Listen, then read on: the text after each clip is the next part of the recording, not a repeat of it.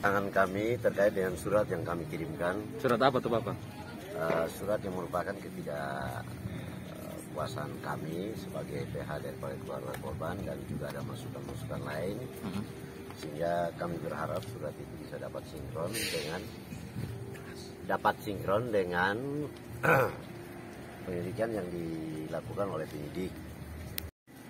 Kami juga berikan masukan berupa pertama sekali memang kita sudah sampaikan terima kasih kepada pihak Polda dan jajarannya dalam kinerja mereka selama ini. Tapi kami memberikan masukan lagi untuk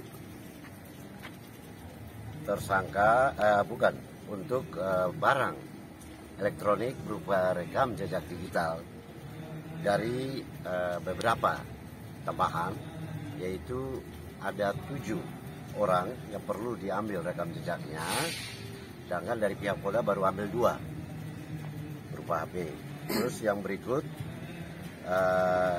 hasil otopsi, dan sudah dijanjikan untuk diperlihatkan hasil otopsi, dan juga kami minta sidik jari GPS dan pada saat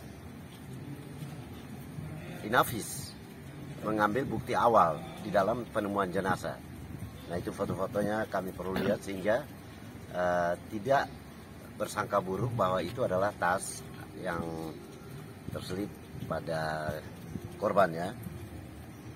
Nah, mengapa kami minta untuk beberapa rekam jejak dari orang perorangan sekitar tambahkan 6? Ini supaya ada perselesaian antara rekam jejak digital itu dengan hasil otopsi, sidik jari dan GPS, sehingga dari akumulasi kesimpulan itulah kita bisa menyarankan kepada penyidik, dan penyidik tadi juga sampaikan kemungkinan masih ada lagi, kemungkinan ada lagi tersangka baru. Nah, untuk kinerja Polda sendiri tadi sempat disampaikan sudah ditetapkan tersangka awalnya, terus sudah dibuat rekonstruksi berkas tanggal 28 kemarin, sudah tahap 1 ya, sudah diserahkan ke kejaksaan.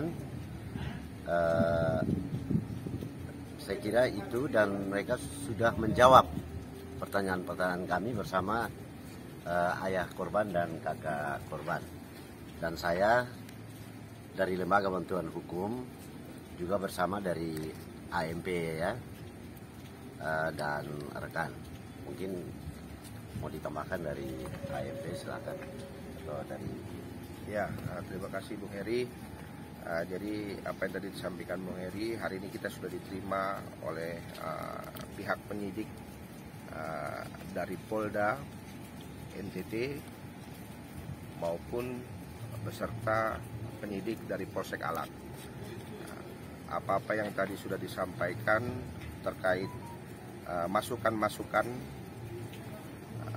kejanggalan-kejanggalan untuk proses pengembangan selanjutnya sudah kami sampaikan sebelumnya melalui surat, dan hari ini pun sudah dijawab langsung oleh penyidik dari Polda, penyidik dari Polsek, dihadiri oleh Kabak Wasidik dari Polda, Wadir, dan Kabid Humas. Ya, kami sangat berterima kasih kepada seluruh penyidik yang sudah bekerja keras untuk membantu, dan harapan kami ke depannya semoga apa yang sudah kami sampaikan melalui surat maupun lisan hari ini, khususnya pihak penyidik bisa lebih mengembangkan kasus ini, lebih mendalami lagi terkait ada dugaan tersangka yang lain ya.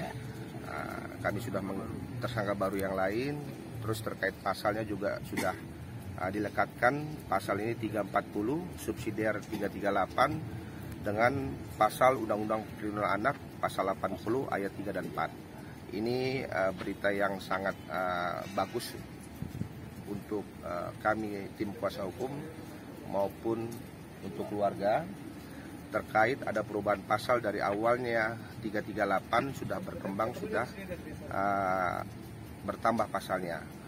Kedepannya harapan kami dari tim kuasa hukum maupun khususnya keluarga korban maupun masyarakat NTT Kupang.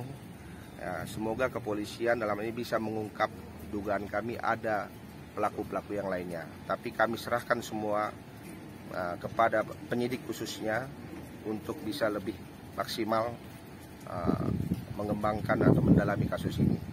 Seperti itu. Sudah ada pertambahan dari Kakak Jack, kemarin kan ada demo di Mabes Polri. Tanggapan Kakak Jack sebagai keluarga? Terkait demo di Mabes Polri, itu kan tentunya mewakili semua suara hati dari masyarakat pada umumnya yang karena sudah terlanjur mengatensi masalah ini, sehingga itu adalah reaksi murni dari sekelompok mahasiswa maupun ada ormas di dalamnya. Nah, itu yang kami melihat bahwa itu satu bentuk perhatian dan atensi terhadap kasus ini. Itu saja. Siap. Harapan Kak Jack? Harapan kami keluarga, tentunya tadi sudah disampaikan langsung oleh penyidik yang disaksikan langsung oleh Pak Wadir dan Pak Kabid Humas bahwa polisi akan terus bekerja untuk terus menggali bukti-bukti yang tentunya akan menguatkan pasal 340, 338 dan Undang-Undang Perlindungan Anak, dan terbuka peluangnya tersangka-tersangka baru. Dan itu sudah dibicarakan tadi, akan bersama-sama untuk kita buka semua percakapan-percakapan yang terkait dengan saksi, semua saksi itu akan diungkap semua secara terang benderang, sehingga masyarakat yang sekarang ini menanti informasi kepastian keadilan itu dengan sendirinya akan dipuaskan. Dan ini janji penyidik yang mengatasnamakan keadilan dan mengatasnamakan hukum.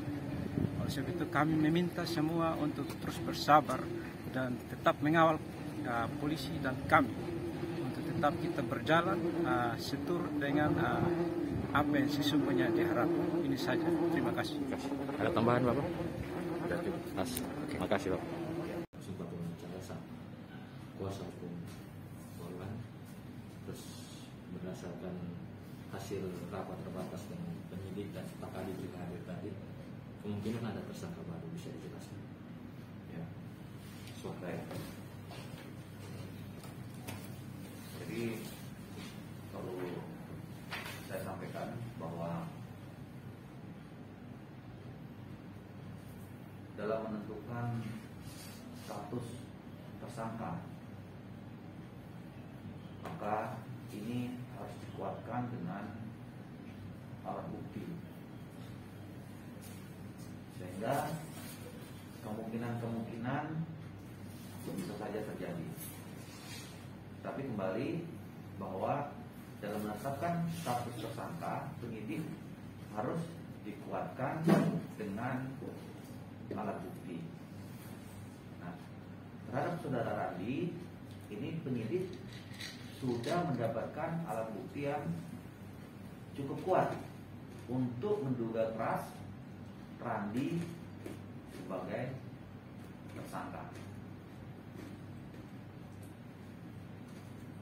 Tentunya apabila dalam perkembangannya nanti ada alat bukti lain yang berkaitan dengan akan munculnya tersangka lain, ya ini pasti akan kita tindak lanjuti. Gitu.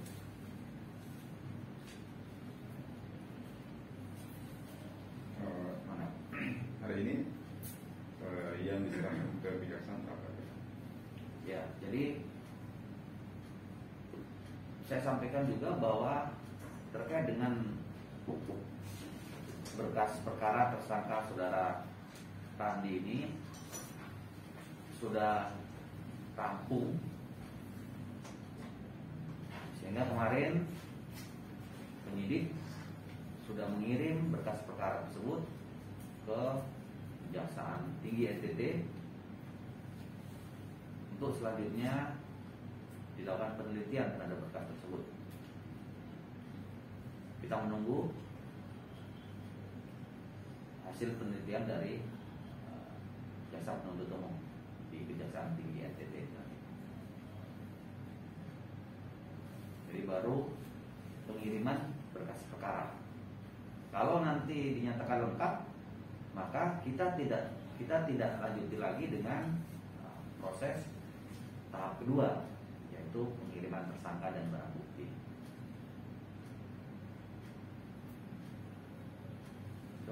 Ada lagi?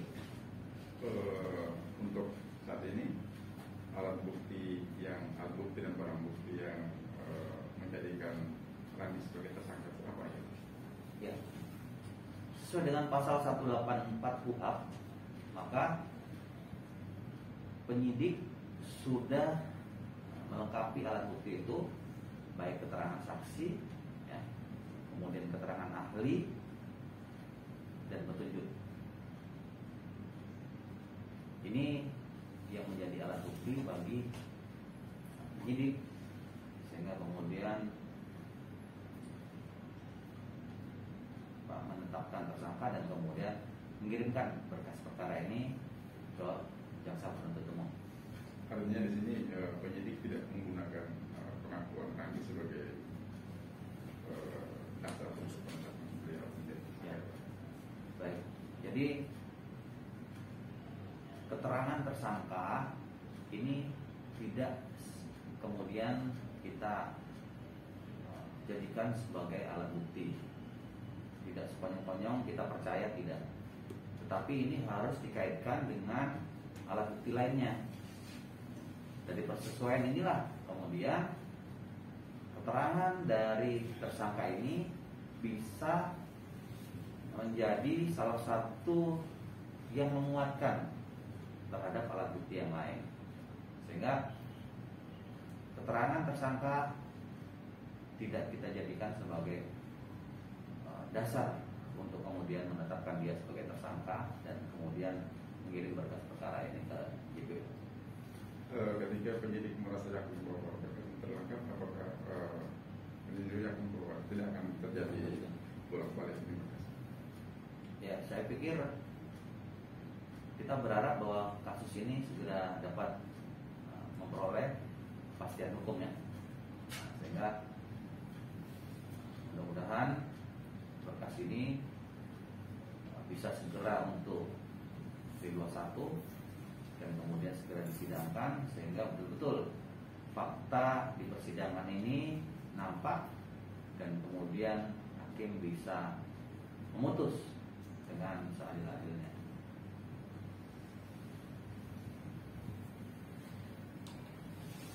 Gitu ya.